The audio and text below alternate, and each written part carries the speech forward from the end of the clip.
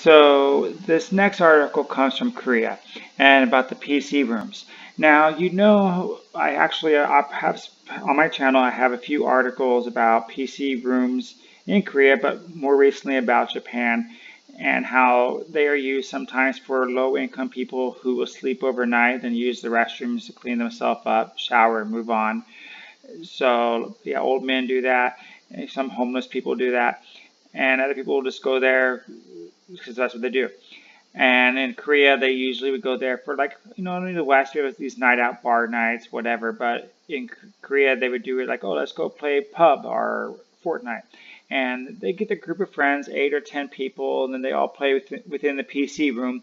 And if somebody won something, League of Legends or whatever, they'd all cheer, kind of like in the West, where if some sports team scores a goal, whatever, then they would home run, they would cheer that on. So I've experienced both of these as I've taught and traveled. But because of the coronavirus, things have changed. Because, big groups can no longer gather and whatnot. So PC rooms have been caught in the crosshairs. They can no longer help the low income people. At the same time, people can't go there for entertainment. So what are these businesses to do to stay alive and make money? Let's read the article and find out.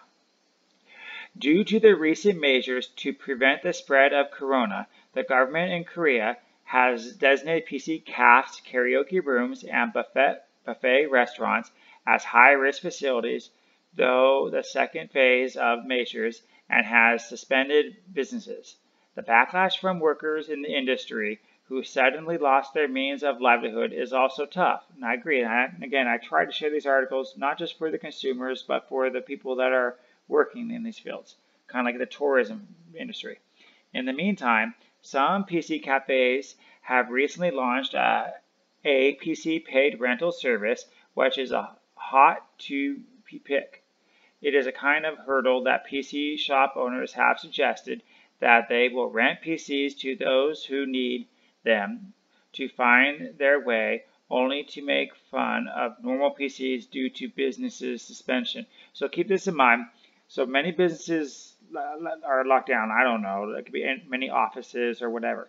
And unlike America, Korean homes generally are small, and even the ones that are semi-decent sized, most don't have a PC in the house. The parents don't want the kids playing games. The man does the work at the office. So yes, everybody has a smartphone, but PCs are on the way out. So most homes do not have a PC in Korea, and I have seen this. I don't know anybody in Korea that has a PC, excluding me. According to the industry, PC rental services, which are being implemented in some PC rooms, uh, lend the lend well, they're lending the use of their PCs out to the houses of these business people.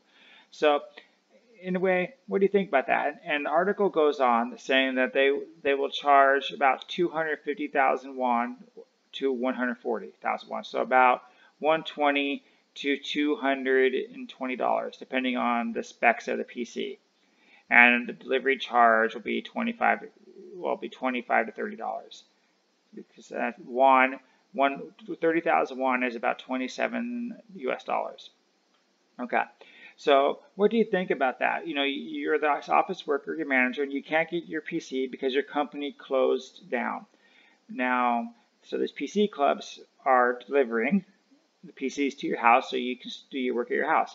It's kind of like America, because most Americans have PCs, and those middle managers or whatever, they are doing their work on their computer at home. So it's normal for us to have a PC at home, but not for the Koreans. So this is a way that the PC rooms are adapting to stay alive. Now, okay, why is this international news? In what ways have companies around you adapted to try to get a new market, whatever, to survive? Like there was Spain the other day. They actually were having, instead of dine-in, they were having they would turn the whole parking lot into a restaurant with the meters, like every table was 2 meters apart or 3 meters apart. So they turned the parking lot into the dining area. Some people did sidewalk restaurants in America, which is new in America, but in Vietnam, that's nothing new. So again, these are the ways businesses are adapting.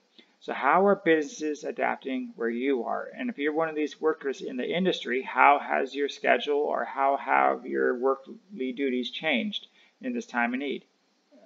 Please like, comment, subscribe. I really want to know.